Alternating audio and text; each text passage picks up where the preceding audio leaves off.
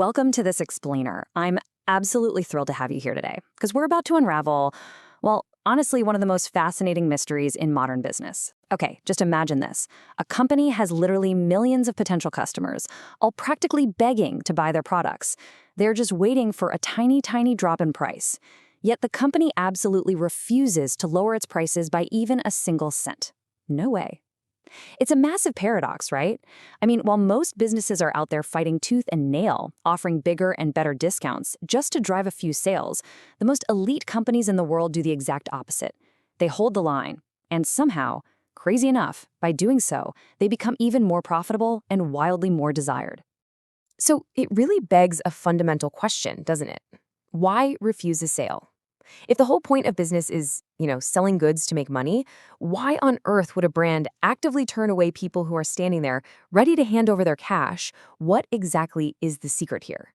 How do you become infinitely more successful by completely rejecting the universally accepted idea of a discount? Basically, how do you win by actively saying no to your own customers? Okay, let's dive right into this, because it perfectly highlights a huge divide in how businesses actually operate.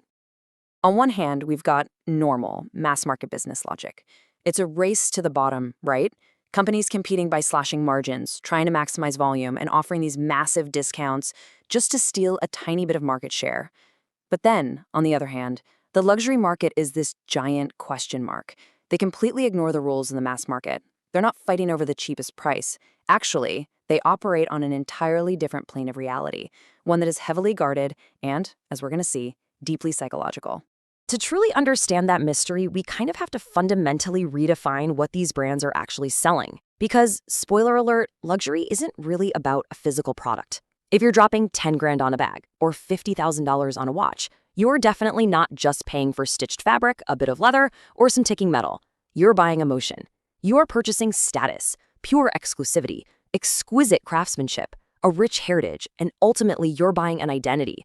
The product itself, well, it's just the physical vessel for all of those intangible, highly desirable feelings. And this brilliantly illustrates exactly what these companies do with their cash. If they aren't offering discounts, where's all that money going? Well, rather than cutting prices to attract a buyer, luxury brands pour massive, massive investments into elevating their perceived value. We're talking impossibly high-quality materials, captivating storytelling that honestly makes you feel like you're part of some royal lineage. They build these grand architectural flagship stores in literally the most expensive zip codes on planet Earth. They obsess over exquisite packaging, they offer premium white-glove customer service, and they endlessly market their rich brand history. They absolutely do not compete on price. They compete on perfection. But underneath all of that perfection, there's a very raw, very powerful psychological lever at play. Let's just slow down for a second and look at the psychology of scarcity. See, the human brain is literally hardwired to want what it cannot have. Think about it. When something is abundant and cheap, we completely take it for granted. But the second something is highly restricted, difficult to attain, and strictly limited in its availability, human desire absolutely skyrockets. By refusing to discount and deliberately limiting how many products they actually make, luxury brands trigger this deep, almost primal sense of longing in us. Let's ground this theory in reality for a minute and look at the absolute masters of the game. Take Rolex, for example. They intentionally control their supply so tightly that it creates this massive, almost frantic demand. Or Hermès. They're famous for their strict wait lists that generate incredibly high exclusivity. You can't just walk off the street and buy a Birkin bag. It just doesn't happen. Then you've got Louis Vuitton, who famously never hold public sales, which perfectly preserves the value of their items. And Ferrari? They use strict allocations. They literally choose who is allowed to buy their cars, permanently cementing their elite status. Every single one of these brands has completely mastered the illusion of scarcity. Let's move along and see how this builds into what is, quite frankly, an almost unbelievable customer experience. If you want a truly coveted luxury item, you don't just add it to a digital cart and slap on a promo code. Oh no. First, you have to humbly ask to join a waitlist.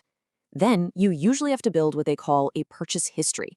This means you're spending thousands of dollars on lesser items just to prove your loyalty to the brand. Finally, if you're lucky, you wait to receive an exclusive invitation, a mere permission to spend your money on the item you actually wanted in the first place. It is agonizing friction for sure, but it is highly, highly intentional. It makes that final purchase feel like a massive personal victory. Now, right about now, you might be thinking, okay, but surely a little discount wouldn't hurt, right? What if they just offered a quick temporary sale at the end of the year to clear out some inventory and grab some easy cash? It's a super tempting thought. It's a quick win. But giving into that temptation holds a massive hidden danger for a luxury brand. So, the crucial point here is the danger hidden inside that short-term gain.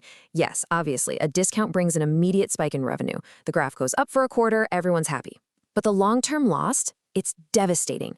The very moment a luxury brand goes on sale, its image is weakened. The brand is permanently devalued in the eyes of the consumer. And that magical, untouchable aura of exclusivity, it's gone. If anyone can get it on a 20% off sale on some random Tuesday, well, it's no longer a status symbol, is it? A quick promotion can actually alienate the brand's core, high-spending buyers who happily paid full price for that exact exclusivity. And this leads us to the number one completely counterintuitive rule of the luxury universe. It's their single overriding strategy. They would much rather sell fewer products at significantly higher prices than ever try to increase their sales volume through discounts. Their ultimate asset is not their inventory, it is their reputation. And let me tell you, they will protect that reputation at all cost by actively avoiding the constant, kind of desperate promotions you see in the mass market. Now, just to keep this explainer completely balanced and grounded, there are a few caveats. The world isn't perfectly black and white, right? You might occasionally spot a luxury item at a discount, but when it happens, it usually happens very quietly. We're talking authorized outlet stores tucked away somewhere, quietly clearing out end-of-season collections, or maybe through independent retailers trying to manage their own specific stock. But the core truth remains absolutely solid. The leading luxury brands themselves actively avoid routine, highly visible public discounting. The brand's entire central nervous system is designed to protect value above absolutely everything else. So what's the big takeaway for us? The ultimate lesson here really shifts how you look at business in general. First off, pricing isn't just math on a spreadsheet. Pricing is a marketing strategy all on its own.